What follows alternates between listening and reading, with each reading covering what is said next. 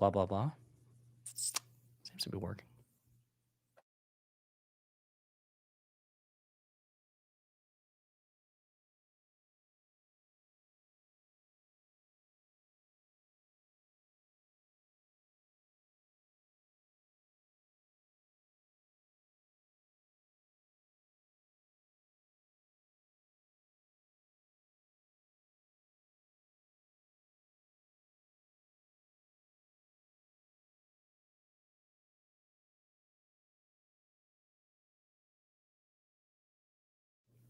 Can you all hear me?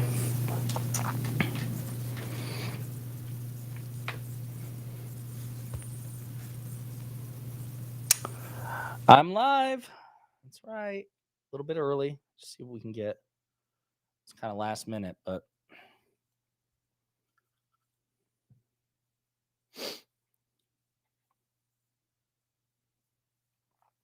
hey, everybody.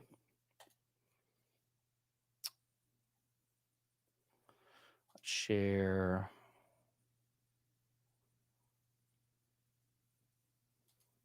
Let's do this one. It's about time you got here. This is wildly unacceptable. You are at least 3 minutes late. Not really. You're 7 minutes early. Let's see here. Is that better? It is good. Hey, your camera looks awesome. Are you using the... Oh, thank you. No, this is the same one. Oh. My camera's still fucked. Hey. God, I'm dying. Dude. Stacks. Did you see... This has no significance to you, I'm sure. Okay, I'm excited. Yeah. The why does it always do this? I can't wait. Oh, should I like shift it so it's a little? It is. You should always have it centered on you. Mm-hmm. The key witness in the Hunter Biden impeachment inquiry into President Biden just got arrested for making false statements to the FBI. So funny. So you know my policy on Hunter Biden has been consistently. My policy has been I will avoid that topic. I talk about politics on TikTok all the time. I will just not talk about Hunter Biden because every time I go into it, I just want to gouge myself. I want to get one of those little ice cream scoopers and just put it right into my eye and just pop it out. That's how I feel looking at every news segment about Hunter Biden's penis. Like I will care the moment that he becomes an elected official. The moment that he gets nominated for anything, the moment he has a political position. Why do I care about some random fucking citizen? By the way, Can you explain that to me? I keep getting this error that says your mic, my mic is cutting out. Can you all hear me? I can hear you. I haven't heard you. Okay, I'm really sorry. No, it's okay. Oh, are we trying to keep this clean? I can stop swearing as much. Yeah, try not to swear so much. I know your mic is I can hear it consistently, but like it is, the volume seems to be like wavering a bit. Does that make sense? Like you were pretty loud, and now you're a little quieter. What about this? What about this? You sound sexy as hell, is what I'll say. Dude, I sound like I'm dying and I'm immunocompromised. Yeah, true. Let's keep this like super Christian. Yeah. I can do that for you. Now that you've got such a huge audience, this is the first time you've gone live with all your new followers. Yeah, but I don't subscribers. The fact that the subscriber count is high, I don't think translates to a live audience. So we'll see what happens. Not even a little bit. I mean, it's gained somewhat, but I remember when we used to go live and there was like 3 people who'd show up. There's already like 6. D5, yeah. We'll see 65? Yeah, I know. Yeah, that's way more than we used to get. Yeah. Way more. So while we're waiting, I don't know who else is going to be joining us because a lot of them do their own streams, and I don't know how compatible it is with Restream. So we'll see. But we'll start breaking it down promptly at 8. So in about 4 minutes. Mm-hmm. Let's see here. That's the problem with you East Coast snobs, is you never clarify what time zone you're in. Eastern. You just say 8. And what are you talking about? Everyone just always knows. It was there in the message. No. The problem is you can't read. You cannot. I'm not talking about what you messaged me. I'm talking about how you just declared 8 o'clock. Like that's just Where did I everyone is on the declare same it time. that there wasn't corroboration? Like Just moments ago, you said we'll go live at 8, and you didn't clarify what time. and then I said I'm in just saying, 4 minutes, which clearly makes it 8 Yeah. p.m. Eastern. I don't Yeah. see. This is Yeah. wildly unacceptable. I don't know I'm what to sorry. bring to the equation anymore. I don't know. I mean, now that you've got like quadruple the subscribers since last time we spoke, Hang on. you know. Hang on. Sorry. We used to do this little riffing where we would just like try to find out like who was more popular now, and now that's like I can't. You want to riff on that anymore now? 'cause yeah, Let's riff on that exactly. now. Let's do it. Let's Just do it. immediately gonna get red in the face. Anyway, congratulations on all Appreciate your it, buddy. success. The background Appreciate it. looks great. I don't know Thank if I you. saw this new one, this It's purple thing. well, okay. See, this is the problem. You would if you actually watched my content. That's the problem. You just gave it I away watch it right pretty there. regularly. No, you don't. I don't believe you. I don't believe you at all. Refuse to believe that. When's the last time you watched a TikTok of mine? I don't go on TikTok. I know. I don't go on YouTube and watch your stuff. That's a lie. That is a lie. That is a lie. All right. What are we here to talk about, We're here to Josiah? talk about the Or Ohio. I guess we could get into it in three minutes. But. Yeah, we're here to talk about the Ohio canvassing event. If other people show up, which again, if not, then you and I will do it, and I think Adam might join eventually. Oh, cool. We'll give it about 3 minutes, but it's big news. The fact that the guy's name is Alexander Smirnov, or Smirnov, I suppose. Yeah, he was a confidential human source for the FBI. That's so lied funny. to the FBI, gave them false statements, all because he doesn't like Joe Biden. They found. I mean, I don't like Joe Biden either. He's kind of taken up all of the Fox News. I don't know. You mean you don't like Hunter Biden? Oh, what did I say? I said Joe Biden. You said Joe Biden. No, I like Joe Biden. I named my cat after Joe. Have you met my cat yet? I have a cat, and his name is Joey, and I No. named him after Joe Biden. Is the cat trying to escape the house? I believe. What is that a reference? No. I think it's just trying to leave. Andy's Candy says, I'm here and in Ohio. I want to hear. It's going to happen. I never knew anything was going on. We will talk about it in 2 minutes. This is more of a pre-show. We had an announcement video on it. It was actually playing on a loop on my web or on my YouTube page. I took it down now because obviously the event's over. Mm-hmm. Yeah, it was a big voter registration drive. I win. Josiah win. A bunch of people win. People you might recognize if you follow a lot of politics. Not politics. If you follow a lot of streamers who do politics. If you follow politics. Strange Charm says, who would just go on the internet and lie to the FBI? I think he did it. He did it in person. I think he filled out. Who would go into Congress, into the hallowed sacred halls where our government resides and passes laws and lie about a thing like Hunter Biden's penis? Yeah. What did he lie about? I haven't really been following the case. This is in all seriousness, such a blind spot. So here's what happened. So the guy in question, the one who's arrested, was at one point a reliable FBI source, a confidential human source. Yeah. So he had a degree of credibility with the FBI. Well, he fills out a fraudulent form saying that he has evidence that Joe Biden, loner, what's up, baby? Did you hear me? I can hear you. I don't see you. But it could be because he's streaming on his end. So that is because I'm streaming on my end. That's fine. If only we could restream or something. That's fine. Well, listen, you could, but I don't know if he can do it for. I don't know. They've never done this before, so I'm gonna go easy on him. Loner bot. Well, I'll just fucking disable my camera and then full screen you guys over here. All right? Yeah. That's fine, but I still want to hear you. Yeah, that's all I care about. Hearing that lovely Scottish brogue, or is that an Irish brogue? Can you just are brogues Scottish? Oh, I don't know. They're probably Irish because I don't know. I've never heard that word before. You've never heard of that? You've never heard of a brogue? Yeah. That sounds wrong to me. I feel like maybe I don't know what that word means. It says it's a strong outdoor shoe. No, wait a minute. An Irish brogue. What the hell Especially Irish or Scottish when speaking English. Then I'm correct. Thank you. There's no guarantee that Scottish people know anything about fucking Irish people. Yeah. Yeah. Well, no. Especially this is up here because Irish immigration didn't come as far as I am, really. They went to Edinburgh, Glasgow, fucking Dundee a little bit. No, but this is for Irish or Scottish. They're both called brogues, which because we're just looking at through American eyes, it's just the same island to us. Well, okay. Yeah, I'm just not a very good Scot, I guess. Okay. I guess not. True. You spent like a few days in America. Now we have to revoke your Scottish, I don't know, legitimacy, your bona fides. Adam Mockler, what's up, baby? What's up? How you doing, man? There he is, man. How's it going, y'all? We got all these handsome studs here and stacks. Nice. Yeah. Do you guys get it? He made fun of me. Everyone cancel him now. No, never. I think we got a good group here. So yeah, I didn't want to take like too much time, but I didn't also want to dedicate like I'm like buried with all the editing stuff. So I just want to do like a quick recap of the Ohio canvassing event since we were all there in person. We were. Adam, can you center yourself in the camera? I'm getting half of that visage. There you go. Look at this. So I don't know how much of our audiences overlap, but Adam was obviously on the last stream that we did. Up and coming YouTuber who loves to have conversations with MAGA Trump supporters. So he that's what he's making him go viral.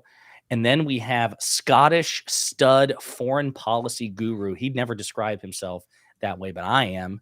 Lonerbox and video essayist, right? Is it still foreign policy if he's foreign to us? I think so. It's just policy. You're right. It's just policy at It's that just point. policy. He's just yeah. He's just an expert on policy. Yeah. But again, he spent so much time here in America that we've adopted him. I'm actually convinced that within a year he will relocate. You don't think so? Well, think about it, you know. He cares so much about the American democracy. He came out to register other people in this election when he can't even vote himself. So we salute. I don't know. I will say Loner showed off his American accent in the I want to hear that. night. Wait, what? It was pretty impressive. Yeah, you don't have to do it now. No pressure. No pressure. No, I don't have to. That do was it now, that was exactly. 100% of pressure. You absolutely have to do that. Wait a now. minute. I did not know this. Wait, when was this? I don't remember this. I'd love to hear your American accent. Please, could you do off that? stream. Off Off stream. Can you try one? Nah. I see how it is. Wow. Okay. You put him on the spot. Way to go, I'll Adam. do my Scottish accent just to make up for it. I won't. It would be really embarrassing for all of us. Uh-oh. We got IRI too. What's up, baby? Bunch of people coming in. I know. IRI, can you hear us, buddy? Trying to get this all sorted out. Oh. You guys go over Ohio yet, though? No, not we yet. haven't really gone We're over waiting for anything. everybody to show up, or as many people as who could show up as would. Mhm. We can't hear you. He's having the same issues I think Pixie did, or see you. Let me back him out real quick, and then if he can't like participate, that's fine because IRI's got his own stream. But I'd love to have him here since he did some of the political debates. Yeah, I'm swamped with editing too, though. How did it feel getting back into the groove of things after being gone for a few days? Josiah. I've been sick as hell, to be quite candid with you. And Hey, what happened to your eye? You said something about your eye. So like the whatever infection or whatever, like it's like sinus infection or whatever I had, I guess I did something to irritate it or whatever. But like on Monday, I think it was Monday night, bro, it was brutal. It was basically swollen shut. I looked like I texted my girlfriend, I'm like, I'm Quasimodo. And she told me to get back to the bell tower. And so I felt really disgusting. Nice. It took me 3 days to get back, or 2 days to get back, because one of the flight back got super delayed. So I haven't been making content. I just started making a couple videos yesterday. But yeah.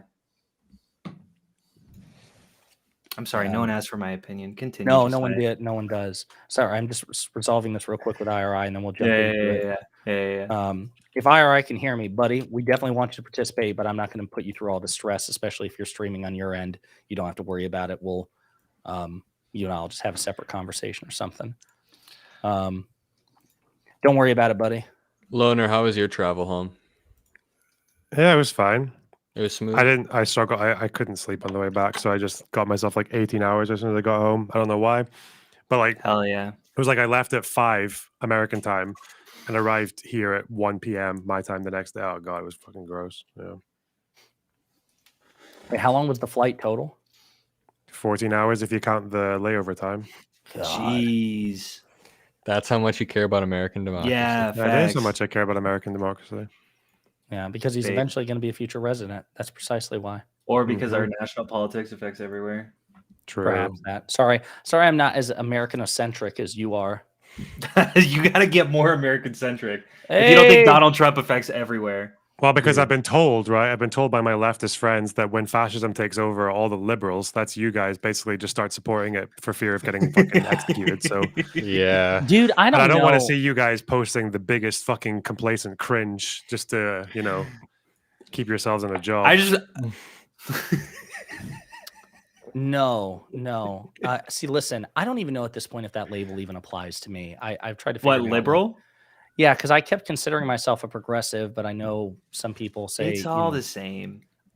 it's all the same. You're I definitely mean- like broadly a liberal. Yeah, you believe in like freedom of religion, freedom of. I just think of liberalism as like free. I don't know if that's too broad, but I would call isn't progressivism just a subset of a liberal? Is it?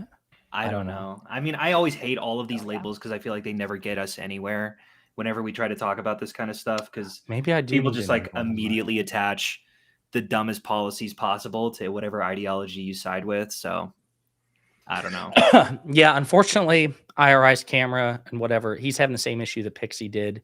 It's usually like 1 in 6. I'm sorry about that, IRI. So you don't have to worry about it, buddy. Especially since he's streaming. But I can see and hear the rest of you. I heard Kyla. Hi. I'm here. Yeah. Okay.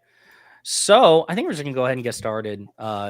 Aaron and Lycan can't make it. IRI's having technical issues with my stuff. So yeah. So I know we did.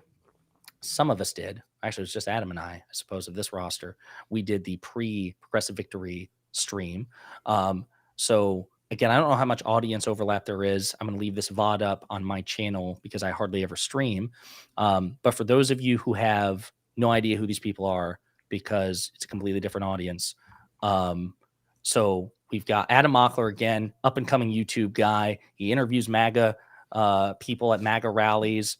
It's conversion. It's real life conversion in real time. Even though he swears that's not the goal. The goal is simply to have, conversations with them. But we know what it's really about, Adam.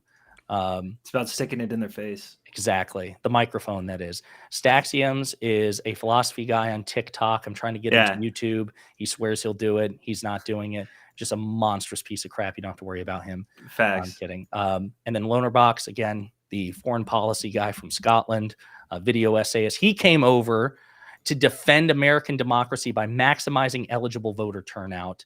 So we appreciate that.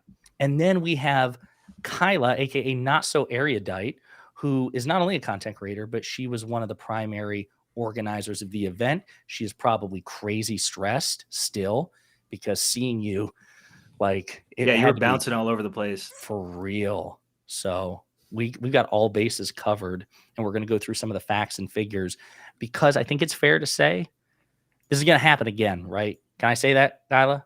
Yeah. No, it's for sure going to happen again. Yeah. We don't know like where specifically. I think there's like 4 states that are being eyed. I think PV is focusing exclusively on swing states. So they have a couple in mind, but an event maybe not identical, but similar in style will definitely occur. I think the canvassing will be different in nature though, because it was nonpartisan canvassing this weekend. Yeah. So we'll just jump into that right away. Unlike previous canvassing efforts that I've done with PV, this was about maximizing eligible voter turnout, registering voters. So it was nonpartisan. We weren't telling people who to vote, how to vote, because there is no immediate election. It's just getting them registered, put into a position to vote. Okay. Actually, and real quick, Kyla, because you've got the breakdown from the administrative end before we get into the facts and figures and stuff like that. How much effort would you say collectively was put into this? Whatever you can share in terms of like hours and dollars and, tiers and stuff like that. Yeah, I mean, so I think I get a lot of like the glory just because I was this kind of like the streaming front face. But we actually had kind of a really large team. So there was my side, it was me, Aaron Pixie, doing the media side and kind of coordinating all that. But on the whole other side, there was the MLK team, which is the Matt, Lauren, Christian team. They were organizing all of the canvassers, and they were working on this. They've been working on it for a long time. I mean, I know I worked 75 plus hours on the 4 days alone, and I was pulling like 60 to 70 hour work weeks, at least 4 weeks before the event started. Although not all of that was for canvassing. It was probably like 40-hour work weeks for canvassing and then other stuff I had on the side on top of that. So it was a lot. It was a lot of man hours put into making this successful.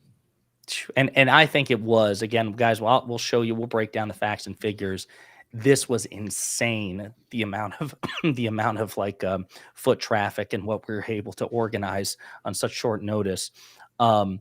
Loner, I am going to ask you, because some people may think, well, damn, really, to register people to vote, what pulled you across the pond besides the opportunity to meet me in person, obviously?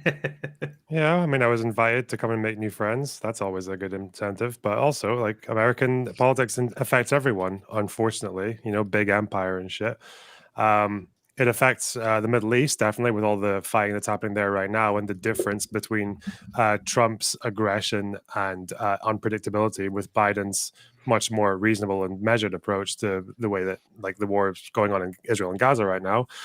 It also affects my local politics in a way, because when Trump got elected in 2016, he emboldened a lot of crazy people to start bringing things up here that people just hadn't really spoken about for a while, like all the wacky populism, like suddenly like culture war became a driving center of our politics, which it hadn't really been before. So yeah, I don't know, just kind of stopping you guys from doing your cringe, because it spreads internationally. No, It's for sure. viral. Especially like Bolsonaro, in Brazil, like there's a lot of Trump copycats that like kind of crop up throughout the rest of the world. Or after. Boris Johnson, which is who Sure. Lonerbox had to deal with direct, which I can't remember my timeline. Did he become prime minister after Trump? So Trump was inaugurated in January 2017. Do you remember BJ's premiership? 2019. It was 2019. Oh, there you go. Right. So he also had a Trump copycat, so to speak. Mhm. Let's see. Adam Mockler, that guy's great. Smash the like button, everyone. I appreciate that. Although I'm convinced that Adam actually wrote that himself. And Yeah, that's just my alt account. Yeah. That Adam guy's great. Yeah. Adam. Thank you. Also, okay, you were kind of a last minute addition, considerably more local than Lonerbox. So what drew you to the event? Yeah, also just meeting everyone. I knew that it was going to be a great team, but also being able to canvass for the first time was great. Registering voters and talking to people, energizing them about the upcoming election, and also just the broader goal of like legitimizing this digital space that we're in, in the actual DNC's eyes and in politicians' eyes. And the fact that we had some politicians come through, like Maxwell Frost, huge name, I think it really helped us going forward, helped PV be able to legitimize this operation. And we're going to keep doing it on a bigger and better scale, knocking on more doors. And hopefully we get this ultimate goal of defeating Trump, right? Agreed. That's beautiful. And then Stacks, even though I don't like you all that much, you and I have done this before with PV. Yeah. So this was your second outing with them? Yeah, for sure. With PV specifically, I mean, I worked a lot. I've worked a lot with like local elections, and I think one of the immediate things as soon as you go to like a city council meeting or just work with local politicians, the first thing that you'll notice is the age discrepancy. Like it's really only people who are 40, 50 years old up, and then like a huge density of people who are like 70 years old, right? They care about fucking railroading all of the building permits to hell. And like you're there fighting as like the lone millennial, right? And I come to this event and it's just a sea of young faces. And I think it's really rare to see that in politics, and it was really invigorating. So yeah, because I mean, Kyle, I don't know if you have the data on this, but I would guess that the average age of everyone involved, they were in their 20s. I think For it's fair sure. to say, right? Yeah, for sure. I don't have the data, but just looking at the lack of beard development, I'm assuming. I was working on it. Okay, I was trying really hard. Dude, even younger, there were a lot of like college age, high school age kids, which is insane Yeah. that we're having this impact, or that Steven is having this impact on kids, teaching them the importance of actually engaging in politics at such a young age. And imagine like if they just bring a few of their friends, which I talked to someone who just brought their friend, and it's just this engagement's so important. I feel like it's pretty exciting. Yeah, they had people carpooling, I think, from like all across the country. So this is how dedicated people were. Obviously, we're talking about the age range, obviously talking about young people. And in many cases, they would like pack in cars, right? They've never met each other before, but they were so dedicated to the mission and would carpool across the country. Again, Loner Box is over there thinking, that's nothing. I flew across the damn ocean. I don't want to hear it. But I mean, that's dedication. I don't know if I could do that, right? I'd either have to drive separately or have to do something local. So there are people out there of a relatively young age, and the stereotype is they're not going to engage in politics because they're so young and disaffected. I think it was awesome. And I guess we'll break into some of the stats themselves. Again, I had the screen up, but there were 313 volunteers in this event, this 2-day event, Saturday and Sunday on the 10th and 11th. And this is the big one. Damn near 41,000 doors knocked in Congressional District 1, Cincinnati, Ohio. Folks, that's insane. 40,978. Compared to, and I don't know if you knew this, Stacks, but compared to what we all did with PV and DGG in Georgia, yeah, more than 40% increase. 40%. It's insane. no, for sure. It was awesome. Yeah, I can't believe it. I mean, when I saw, so I can't remember what the Savannah 2022 canvassing event was in terms of like people involved. And again, Kyle, I know you weren't involved with it specifically, but did they tell you, do you know how many people were involved? Did they ever tell you, like, compared this event, this 313 compared to prior PV events? No, actually, I don't know. I know that they've said that they like at least like doubled, potentially tripled their numbers, but I don't Jesus. have the specifics. Yeah, I mean, it was a huge turnout, in large part thanks to DGG and kind of all of our communities involved. Yeah. So. Some guy named Destiny. He's apparently like big stuff. I don't know if you may have heard of him. 8,215 conversations had. So because that's the other thing too. Like, you know, it's not like every time you knock on a door, you got a conversation with somebody. I only had a handful. Did everyone here actually get a chance to talk to somebody when they canvassed though? Loner Box, sure. did you talk to somebody? Yeah, a few people. Yeah, honestly, I think some of the conversations I had were more like energizing or powerful than actually registering someone. Because I Yeah. talked to this lady who really just, she was number one, really happy to see young people out there being engaged. Like you could just tell it meant a lot to her. And our conversation, we talked for like 20 minutes about Donald Trump and about just basically what's at stake this next election. And you could tell she was super, super energized to vote after. Gotcha. Yeah, I think me personally, I was really impressed. Well, I was kind of like simultaneously impressed and also like sometimes frustrated with the responses that I got. But I think the number one answer that I heard was like basically like you come in with a little thing saying, "Hey, are you registered? What issues do you care about?" And the number one answer that I think I got was democracy. You know, like that is on the line this election.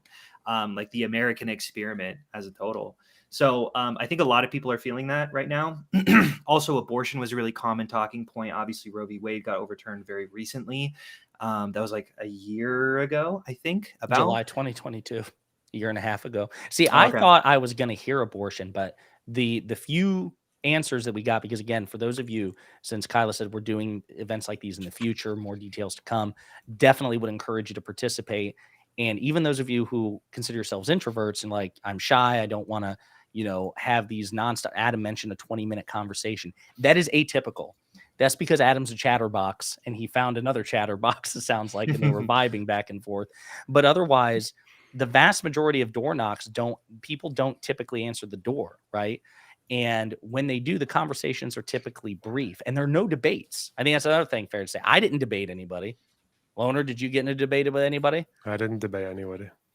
Adam? I did get in a debate, but that's because I was with Adam, and he really ticked me off. So I just started fucking yelling at him. Yeah, I started beat the yelling at shit him. out of Stacks games. No, Yeah. there's no debates. You're not supposed to debate. It's actually made for if you're introverted, you go in a group of other people who can help you guide basically these conversations, and usually you're with a bunch of like-minded people that energize you rather than make you more nervous. So there's no debates, there's no friction whatsoever. Actually, you download an app and it makes it super easy. So it's Minivan.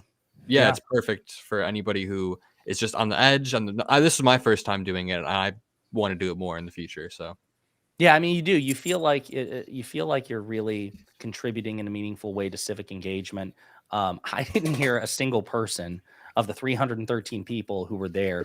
I don't know of anybody who said that they had an absolutely miserable time. I think maybe Stacks when it was just him and I hanging I out. did. I screamed That at was him. that was it. But otherwise, Mhm. like again, just if you could have seen the range of personalities at this event, different interests, different personalities, different ages, and things like that. The thing that united them was they actually had a pretty good time and they felt accomplished.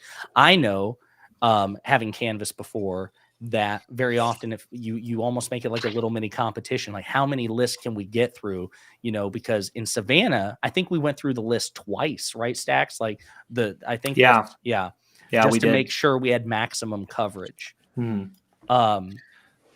So But- yeah, go ahead. Oh no, yeah. Just to I don't know. Sorry. Go back Sorry, to you saw Squirrel. I did. Go for it. So other things I wanted to emphasize. So again, 164 people registered, which may not seem like a lot, but that is a lot. And every little vote counts 100%, especially because we're It's not. also not the purpose of the event, right? Like canvassing is probably the worst way to get people to register. So the main point was to listen to the people and hear like what they want, Yeah. and then reflect that data to the local constituents and politicians that are over these people. So getting anyone to register is like genuinely just like a side bonus. That was not the purpose For of the sure. event. So I also heard Ukraine a few times, which is surprising to me. Not surprising in that the median voter still cares about that, if that makes sense. But yeah, I was really interested to hear a lot of what kind of issues do you feel like matter to people? What do you feel like was a prevailing sort of narrative that you heard from a lot of the voters in Adam Ohio? said democracy. Loner, Yeah. did you hear like a? We had a 75-year-old dude who described himself as center right, but for him, this most important issue for this election was keeping Trump out. So Yeah, I talked to this one guy. It was like I Nice. knocked on his door, and it was it was like knock and I'll send you into a hospital or something like really aggressive. And I knocked, and then I noticed the sign, and the door opened. It's this big burly military guy comes out, and he's like, "What are you doing?" And he's like, "I'm like, we're just registering to vote." And he was like, "Yeah, got to get the fascist out of office," and like picks up a thing and Oh, signs. all And right. it was awesome. I was and I like, do "Oh, think those okay." guys are like the most encouraging ones, right? Because it's No, those for sure. like those center right people who would Yeah. usually vote Republican, but they care more about the Absolutely. Republic than the Republican Party. It's like, Absolutely. You definitely moderate have conservatives, secret weapons. Yeah, you definitely have to shed some of your preconceptions, right? Because like I go to these Trump rallies and if I see a dude with a big white beard, I usually think like, all right, Trump voter. So I had a similar experience, Hunter, and I was like, oh, easy Trump voter, and then he told me, yeah, saving democracy. It makes you feel a little bit warm inside to know Yeah. that like the Dems messaging is at least working somewhat, and people know what's at stake. Because if you go online, it's just so easy to think, it's so easy to be disillusioned, but the average person knows that Trump sucks. For sure. I think what's something really interesting that is really indicative of what the Republican Party has become nowadays is the fact that this was nonpartisan, and yet it helps the Democrats. You know what I'm saying? Josiah, if you want to explain this to me, why exactly, if we just register more people to vote, would it help the Democrats? That's the funny thing. It shouldn't necessarily be that way, except the way it usually comes out in the wash is because Democrats have more popular policies. What's interesting is there was a special election in New York yesterday, or maybe it was the day before, I can't remember. And Democrats flipped a congressional seat that had been previously occupied by a Republican, George Santos. And in the hours afterwards, Republican officials and conservative commentators were trying to cope, and they were like, well, it was because people had to vote in person and people weren't using absentee and mail-in voting, and the weather turned like people away and stuff like that. And the idea is what they're starting to feel like is if you got more people to vote, then maybe they wouldn't have lost by 8 points. That's the thing. So, as to Kyla's point, this particular operation was just about registering people to vote. We didn't care what party they registered to vote for. It was just about, increasing that maximum eligibility. And you hear too many Republican officials, people like Lindsey Graham, people like Donald Trump, say that if you increase voter turnout, in Donald Trump's words, you'll never have another damn Republican elected again. The sad thing is that's in their mind. I say this as a Democrat. I actually don't think that Republicans are that, politically handicapped. I think that they do stand a chance, even if eligible voter turnout is maximized. But the leaders of that party have it convinced that they have to do everything in their power to keep that number as small as possible, which is really sad because And a lot again, of voting in a general sense, at least voter registration should be nonpartisan. Yeah, and a lot of Republican policies have been kind of unabashedly undemocratic. It's been about disenfranchising voters as much as possible, which kind of like speaks to how liberal this country is, and how Trump doesn't speak for us, which I think was a pretty prevailing sentiment in Ohio. Yeah. So I do want to talk about some of the people that we got to interview or to have conversations with.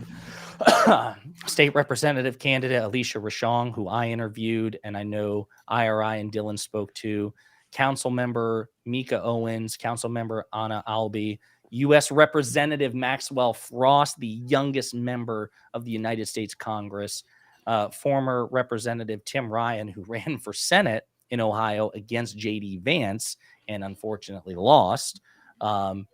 Judge Terry Jameson and State Senator Catherine Ingram. So my question is, Kyle, what was it like trying to get all these appointments and all these interviews? It's interesting to see. I'm trying to think about how I want to answer this. It's interesting to see the kind of the nascence of a new modality that I think will be like utilized in politics. A lot of politicians are not sure of streamers, understandably. When they think streamers, they think video gamers, they think CNAD and XQC. They're very, very minimal exposure. And to be honest, even if they like see like the streamer's greatest tweets, it's still not exactly like the best representation of the community. So they're pretty nervous. So honestly, coordinating it was kind of nightmarish. They understandably were a little bit hesitant to commit super hard. But I think fundamentally they were swapped when they started seeing the turnout, just the canvassing numbers. It's pretty hard.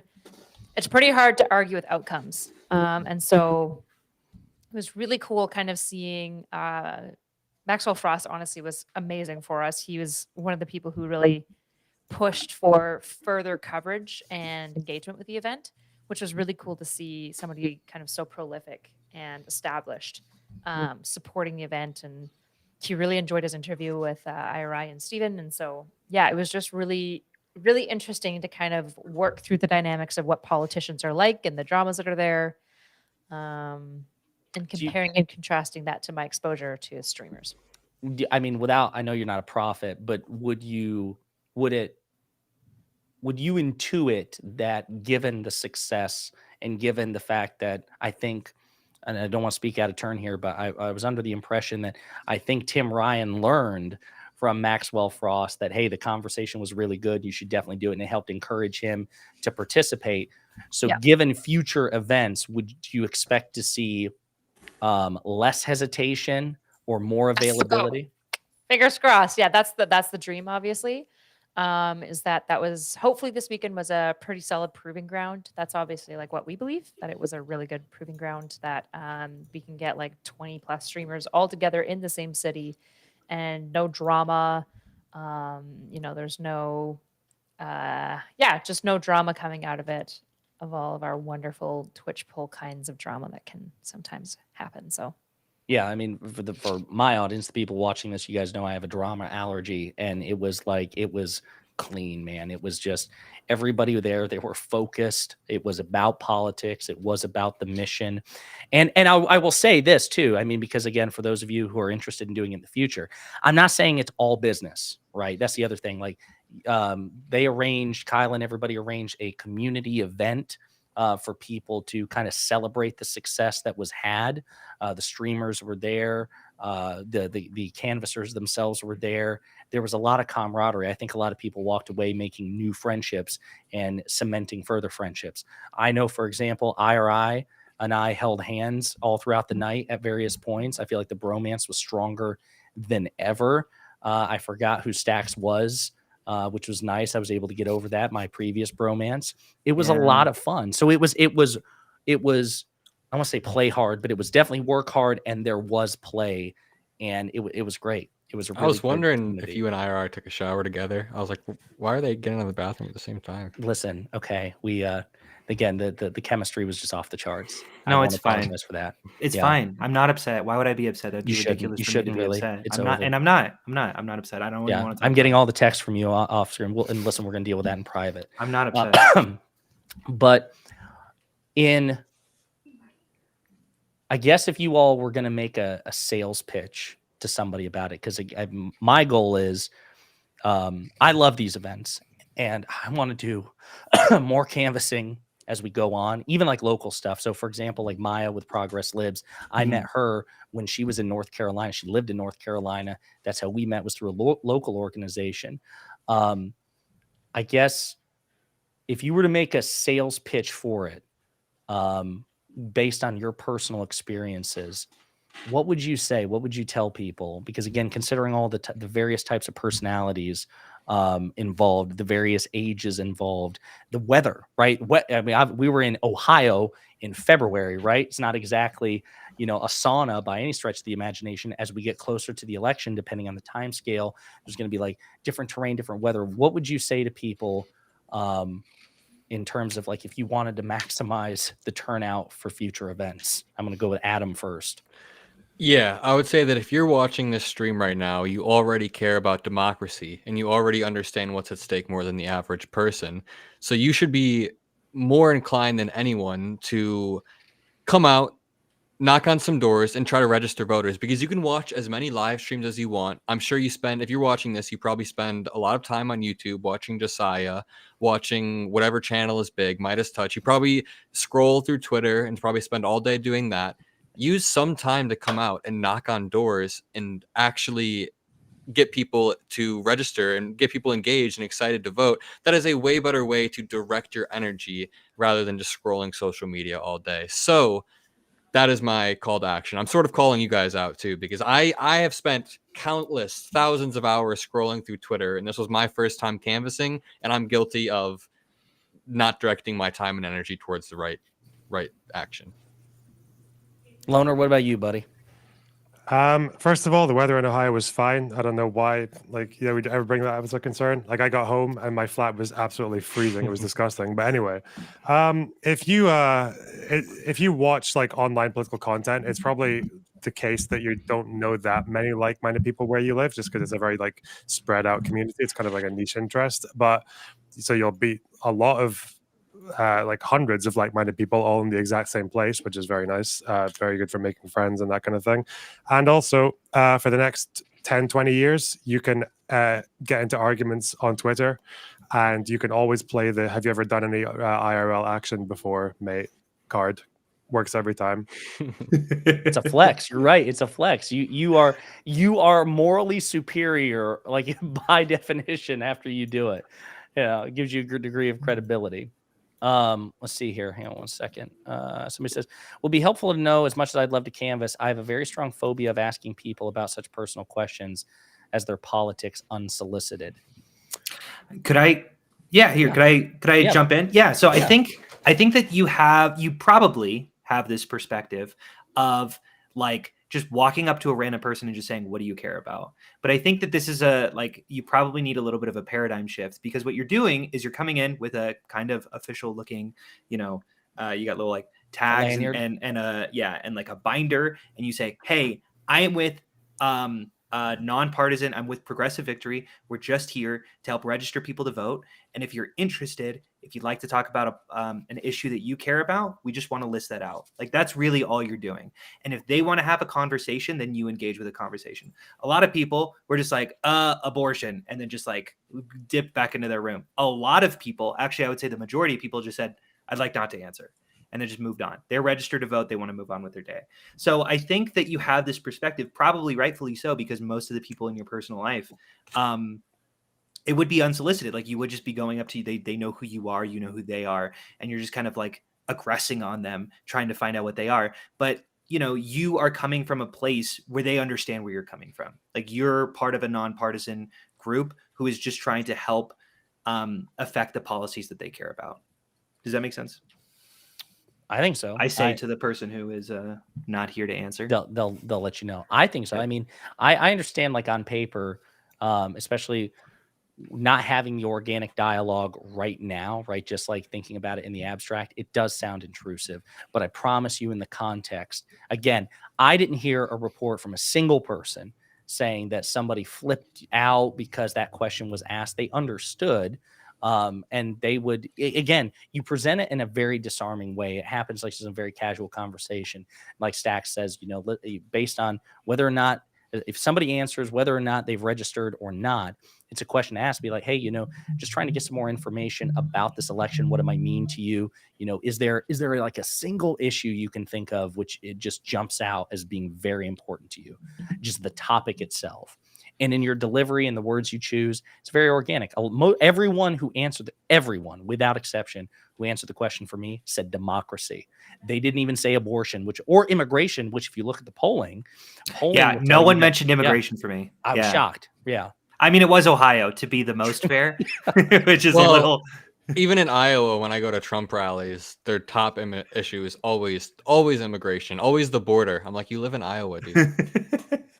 I should also say too that I keep forgetting to mention this. I mentioned this in the first stream. There's training. There's a lot of like that. I shouldn't say there's a lot of training. There are resources available to you, and there's training from people who have done this.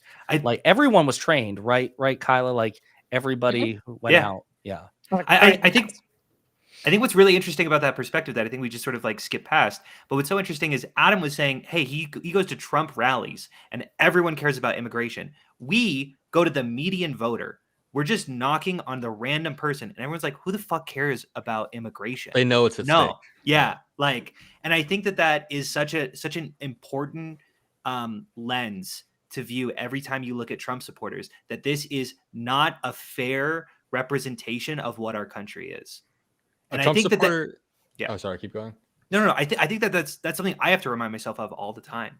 Like, I constantly get freaked out about how many like crazy Republicans there are around me, and then I go knocking doors on a random person, and they're pretty chill, they're pretty reasonable and fair, and care about things that we should care about.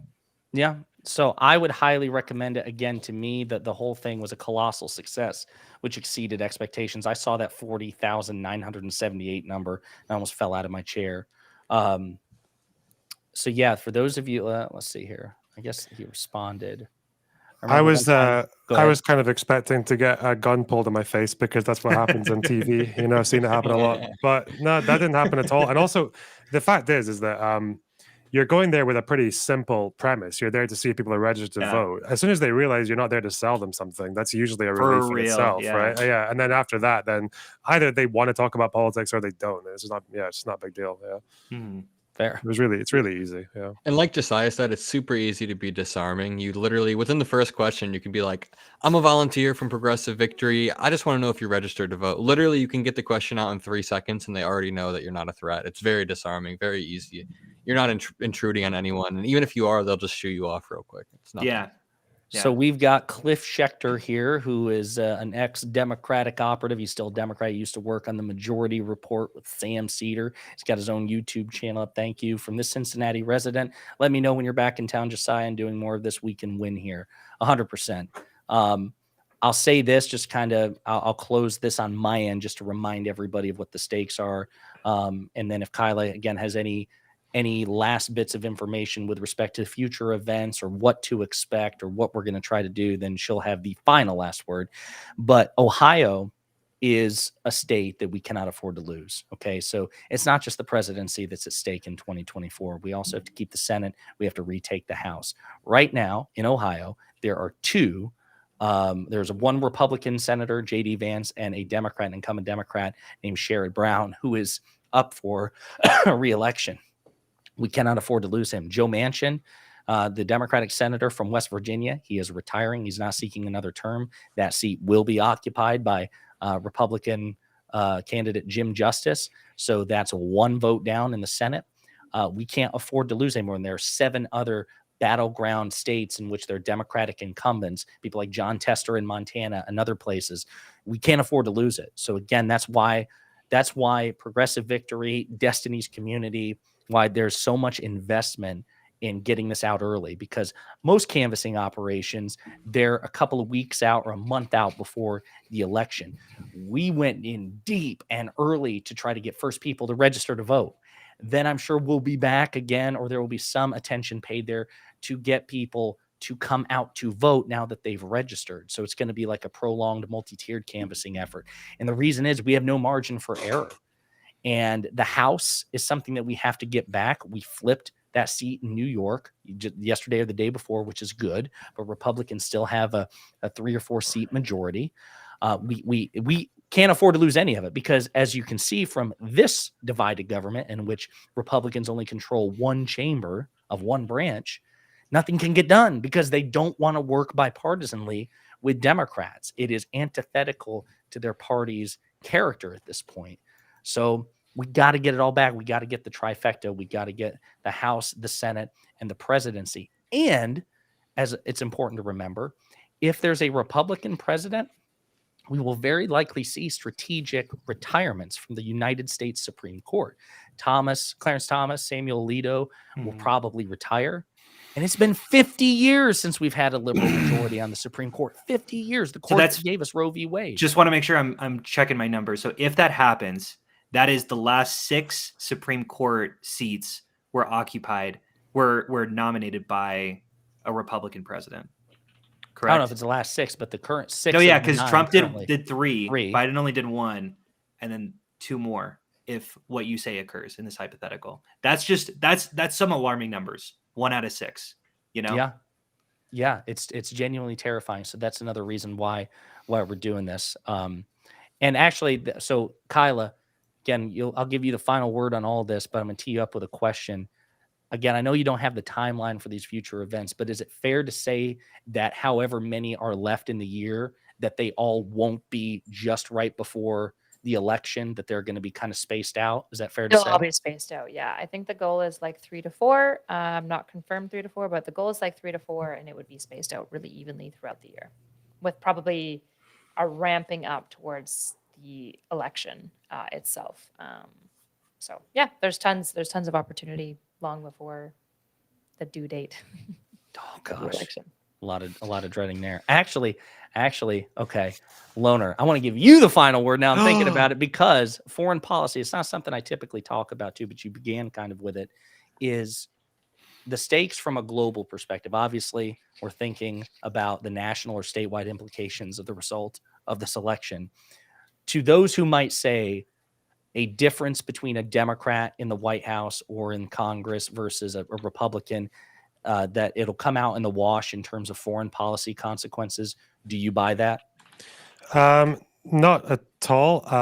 Trump was very much undermining the concept of NATO on his way out, and then Russia invaded Ukraine.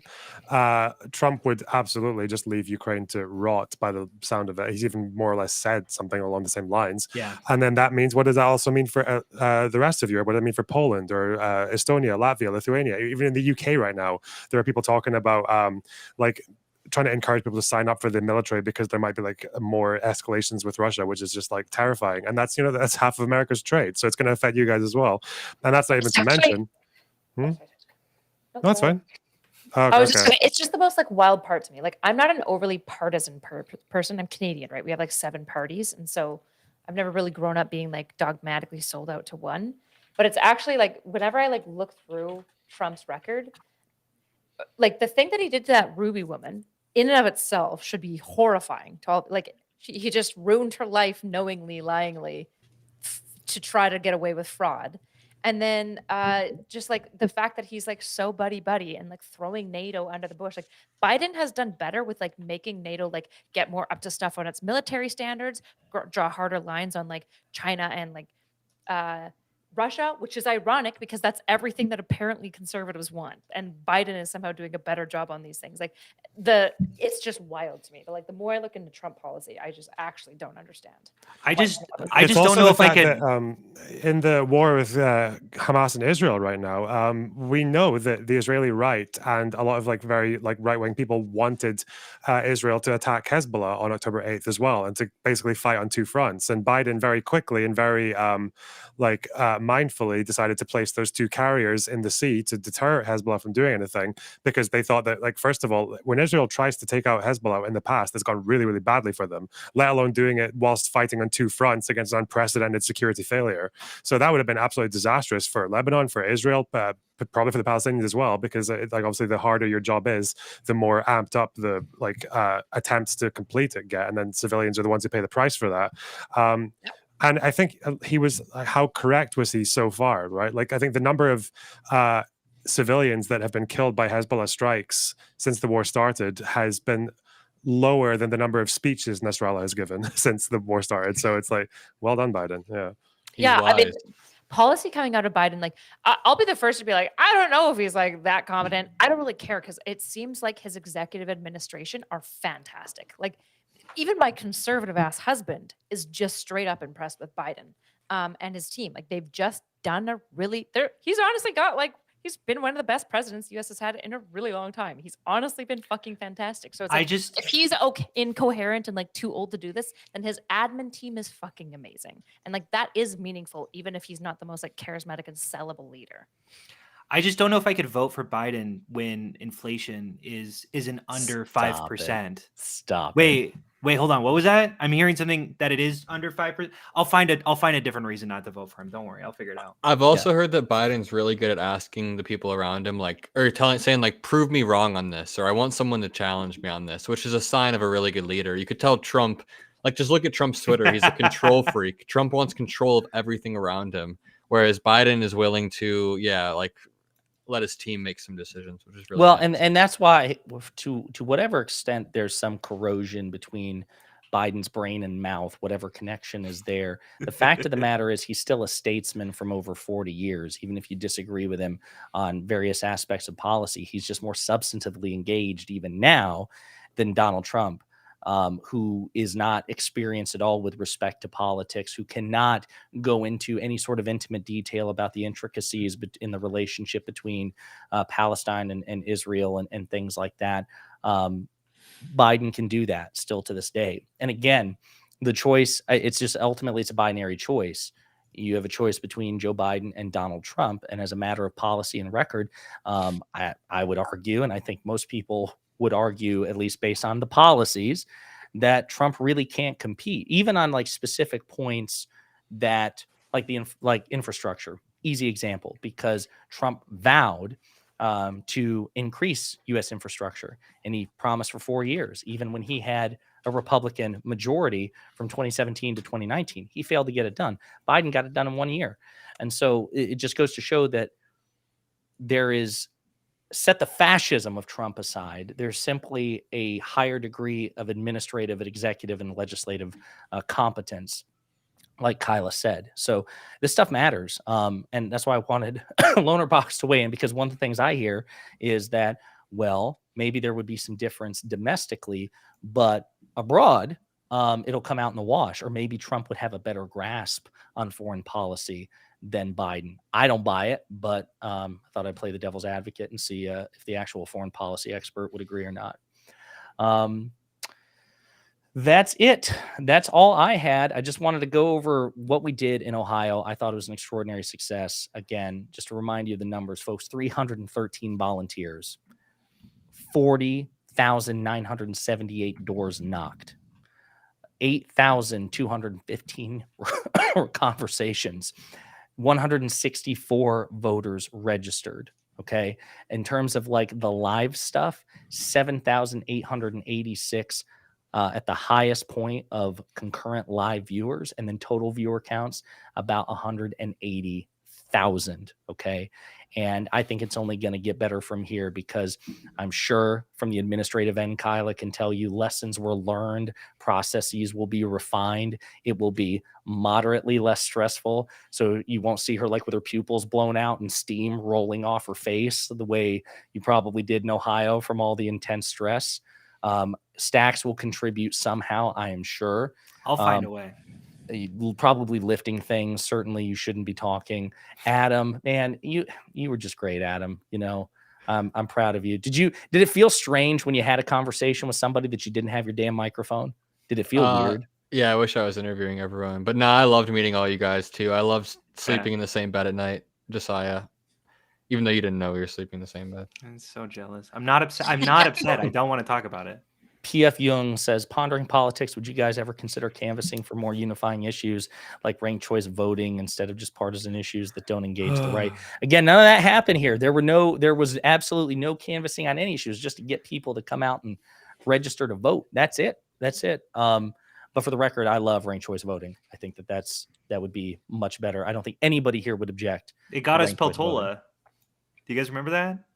In Alaska? We switched to ranked choice voting, and it got us Peltola in the. Yeah. You know, that's not a We use it bad in idea. Scotland. It's great.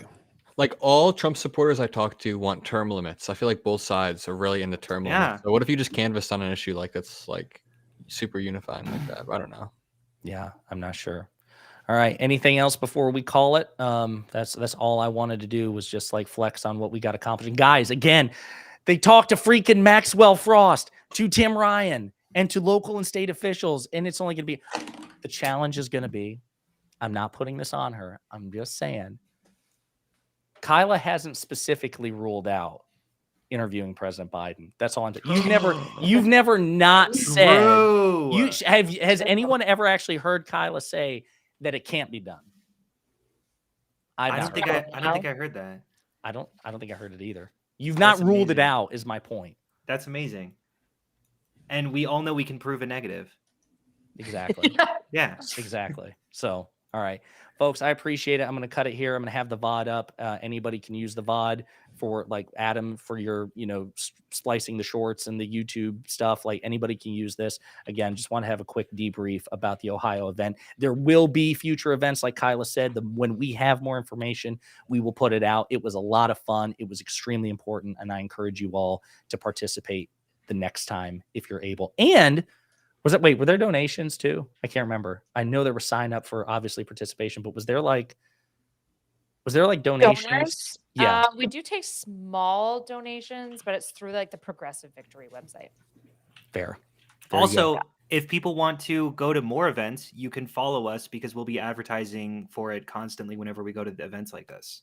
Yeah. So definitely check just out throwing that out Adam there. Mockler, Staxium's Not So Erudite Loner Box, and me. I appreciate it, everybody. Thank you. It was great.